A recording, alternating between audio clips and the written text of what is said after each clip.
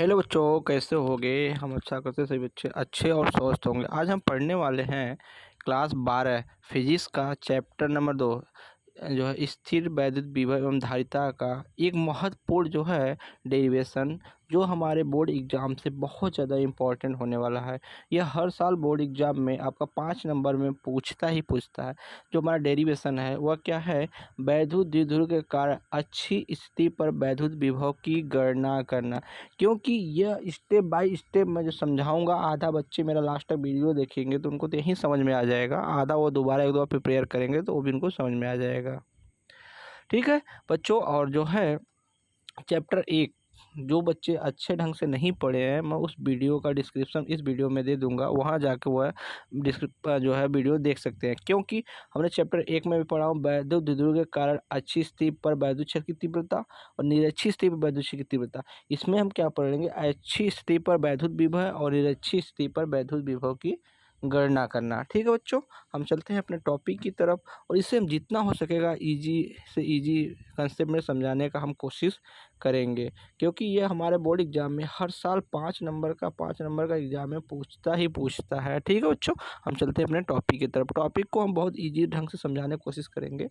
और दोबारा मैं बोल रहा हूँ, जो बच्चे अभी तक इस वीडियो को शेयर नहीं किए हैं, अधिक से अधिक अपने ग्रुप में, व्हाट्सएप ग्रुप, चैनल ग्रुप, हर जगह शेयर करें।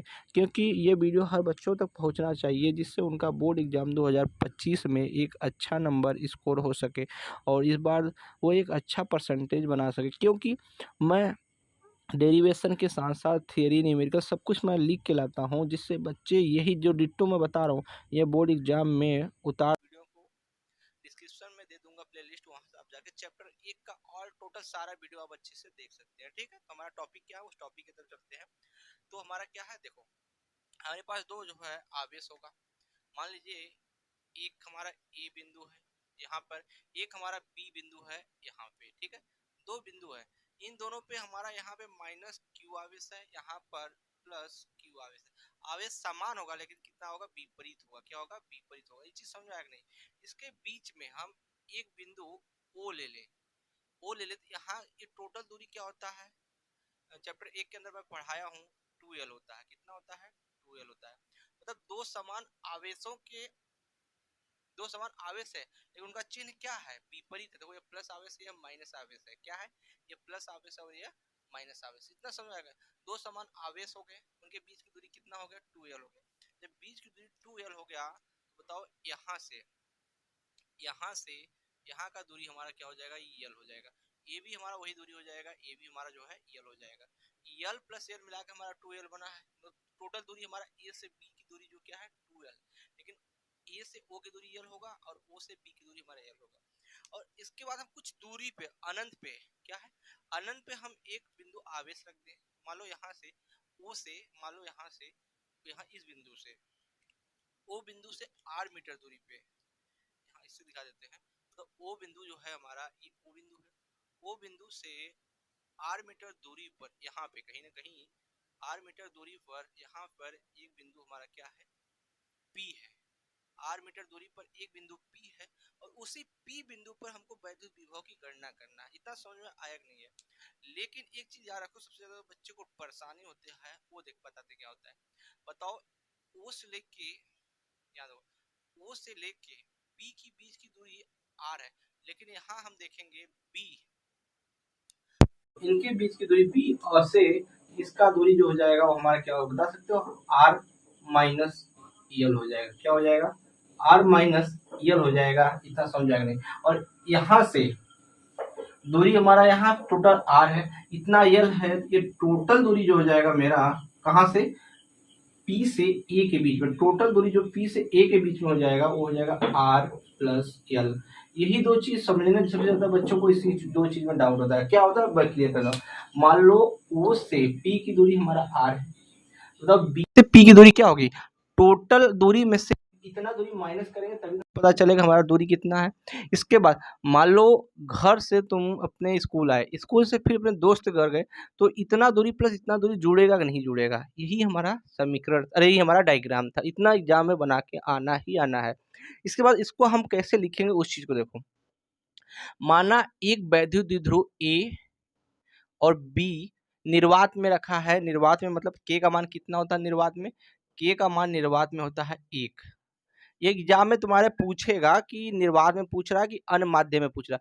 तो अनमाध्य में पूछेगा तो पूछेगा किसी बिंदु आवेश के कारण अनमाध्य में वैद्युत विभव की गणना कीजिए, या नहीं पूछेगा तो डायरेक्ट हो जाना निर्वात में ही जो प्रश्न किया हुआ है। ठीक है, इतना हो गया। अब इसको हम गणना करें, क्योंकि यहाँ आवेश हम जो प्लस माइनस है तो हमारा विभव भी प्लस माइनस होगा। इस चीज को मैंने सेकंड चैप्टर के एक वीडियो में मतलब स्थिर वैद्युत विभव और विभवांतर के अंदर बहुत सूक्ष्मता ढंग से इसको मैं बता रखा हूँ कि ये माइनस क्यों लेते हैं, प्लस क्यों लेते हैं।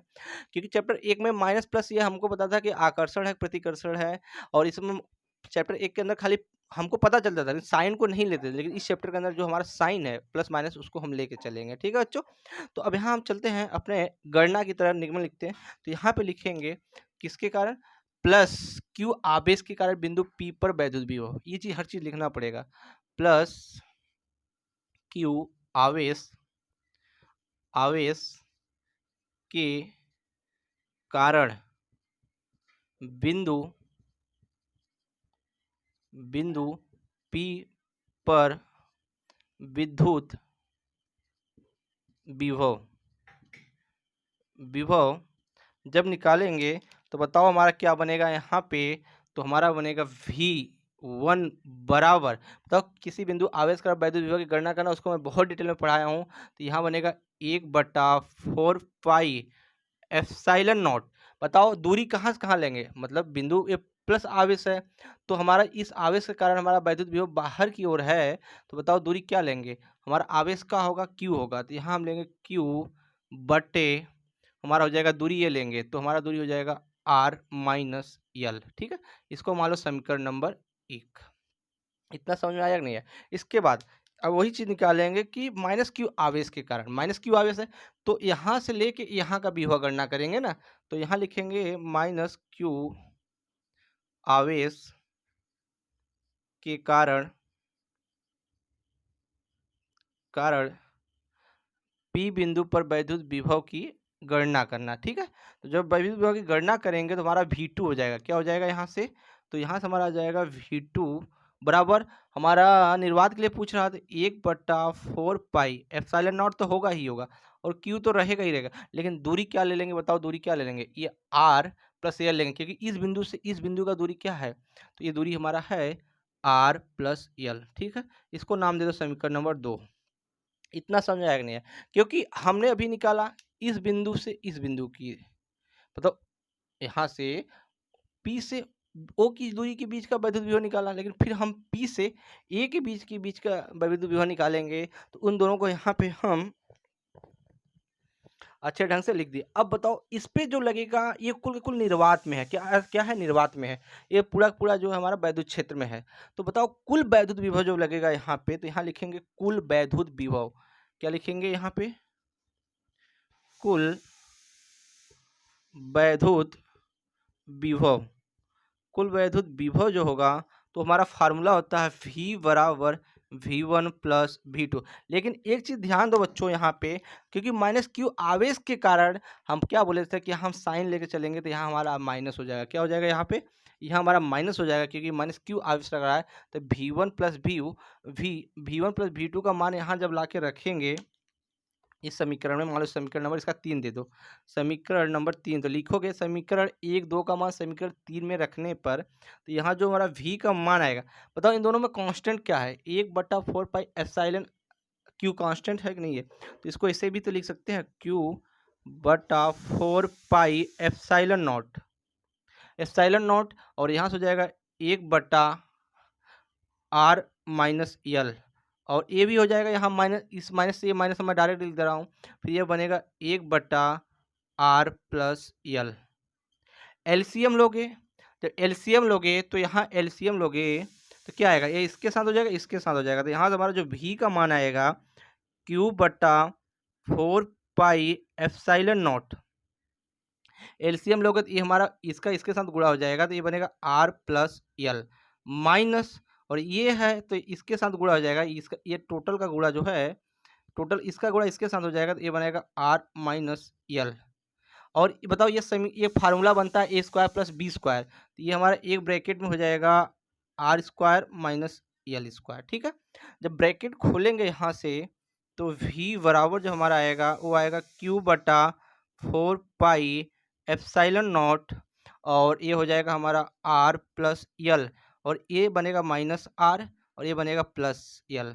ठीक है, और बटे ये हमारा हो जाएगा r² - l², r² हो जाएगा, और हमारा यहाँ से r² और -l। बताओ ये r से ये r कैंसिल हो जाएगा, क्या हो जाएगा, कैंसिल हो जाएगा। तो आगे देखो, ये r से r कैंसिल हो जाएगा, तो यहाँ से हमारा जो मान आएगा v बराबर ये आएगा q/4πε0।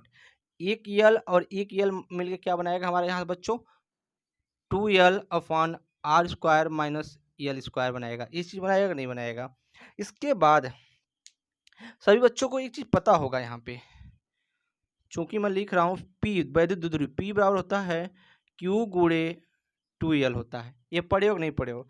तो इस फार्मूले को हम ऐसे भी तो लिख सकते हैं, V बराबर 1/4πε0 Q गुणे 2l बटे r² - l²। अब इतने का मान हमारा क्या हो जाएगा, P हो जाएगा। जब इतने का मान हमारा P हो जाएगा बच्चों, तो यहाँ से V बराबर आएगा 1/4πε0 Q × 2l का मान क्या हो जाएगा हमारा यहाँ से P/r² - l² हो जाएगा। इतना समझ में आएगा ना। लेकिन एक चीज़ यहाँ पे याद रखना, क्योंकि जो ये l का मान है r के तुलना में नगण्य होता है, मतलब तुच्छ मानते हैं, बहुत कम मानते हैं। क्या मानते हैं, बहुत कम मानते हैं। यदि यहाँ लिखना पड़ेगा, ये लिखना पड़ेगा, यदि यहाँ पे लिखना पड़ेगा v ग्रेटर r, मतलब r का मान जो है v की तुलना में बहुत ज़्यादा है, और v का मान r की तुलना में नगण्य मतलब तुच्छ मानते हैं। तो तुच्छ मानतेंगे, बहुत कम मानेंगे, तो ये हमारा l क्या होगा, निकलेट हो जाएगा, मतलब हट जाएगा यहाँ से। तो v बराबर हो जाएगा 1/4πε0 P/r²। यही किसी बिंदु आवेश के कारण वैद्युत विभव की गणना करना। क्या है, सॉरी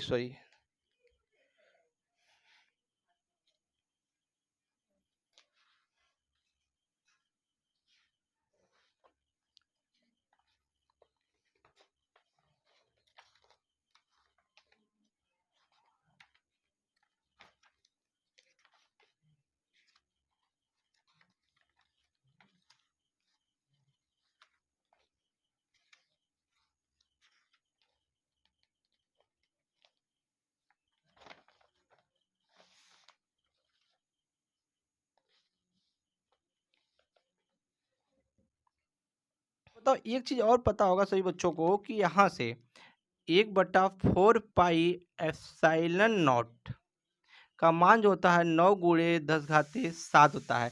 तो इसका अगला फार्मूला लिख सकते हो, तो इसको v बराबर लिख सकते हो, v बराबर 9 × 10⁻7 P/r²। और v का मात्रक क्या होता है, वोल्ट होता है। यही हमारा है स्थिर वैद्युत यही हमारा है जो है अच्छी स्थिति पर वैद्युत विभव की गणना करना।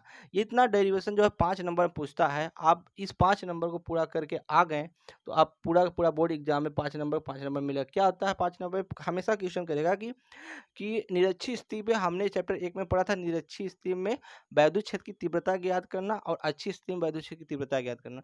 और वही चीज़ यहाँ पे है कि निरक्षीय स्थिति में जो है वैद्युत विभव गणना करना। इस चारों टॉपिक से एक क्वेश्चन 5 नंबर में हर साल पूछेगा, तो कुछ भी नहीं है, डायग्राम है और ये आप निगमन करके बाकी जितना मैं लिखा हूँ ऑलरेडी इतना आप लिख के आ गए, तब आपको पूरा बोर्ड एग्जाम में नंबर मिलेगा ही मिलेगा। ठीक है बच्चों, और ये वीडियो अच्छा लगे तो वीडियो को लाइक शेयर सब्सक्राइब करना, और अधिक से अधिक अपने ग्रुप में, अपने बच्चों ग्रुप में, अपने जो साथी सबको व्हाट्सएप पर मेरी वीडियो जहाँ तक पहुँचे, बच्चों को बहुत ज़्यादा हेल्प हो जाए, यूजफुल हो जाए कि वो 2026 एग्जाम में एक अच्छा नंबर स्कोर कर सके। ठीक है बच्चों, तब तक हम मिलते हैं नेक्स्ट वीडियो में।